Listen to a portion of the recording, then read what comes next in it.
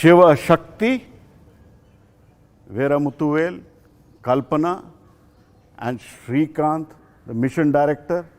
If I can say, Shiva Shakti and Nataraj, because the Tandav Nritya is the cosmic dance.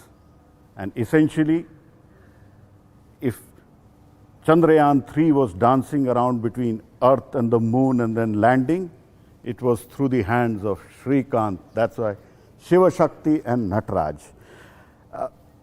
To the team, one simple question, and I'll hand over the mic one by one to you. Mr. Veeramutuvel, you were involved with Chandrayaan-2 and also with Chandrayaan-3. You scripted history. How did you convert those 20 minutes of terror into 20 minutes of joy? And how many hours a day did you work in these last almost 4 or 5 years, or maybe longer, from Chandrayaan-2? Chandrayaan-2, as you told, it was a big success, except for this power descent phase, where this 20 minutes it did not go well. But we initially understood what was the problem, and we overcome that problem by identifying the root cause of the issue. This time we knew that the target point.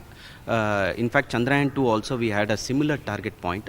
This target point we have chosen in such a way that it is of scientific interest, as well as we have to meet the engineering constraints also. So we built multiple mission paths this time. In fact, in Chandrayaan-2 we had 2 paths, nominal and contingency path.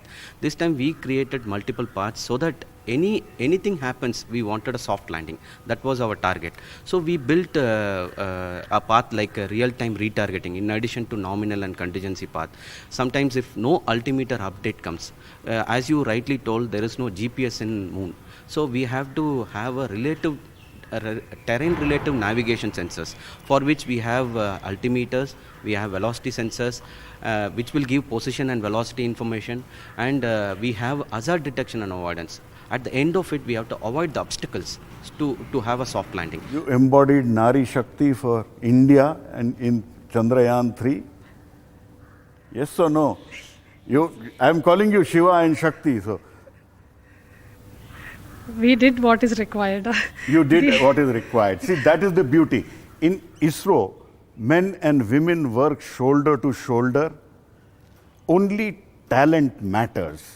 And one of the most talented people for mission objectives, we have Mr. Shrikant, whom I call the Nataraj, because the Tandav Nritya, or the cosmic dance, is what was really performed. The dance between Earth, Moon, Chandrayaan-3, Vikram, Pragyan, all of that was rightfully being controlled by Mr. Shrikant. How difficult was controlling the spacecraft as it was from Sriharikota all the way to Shiva Shakti? Sir, when you say this satellite, as a single satellite, has 3 elements. One is propulsion module, one is lander module, one is rover module. All 3 in each, they are unique and have its own requirements and a combined requirements and contradicting each other also. So all these things has to be balanced, and the operations has to be carried out pre-planned a priori before liftoff onwards.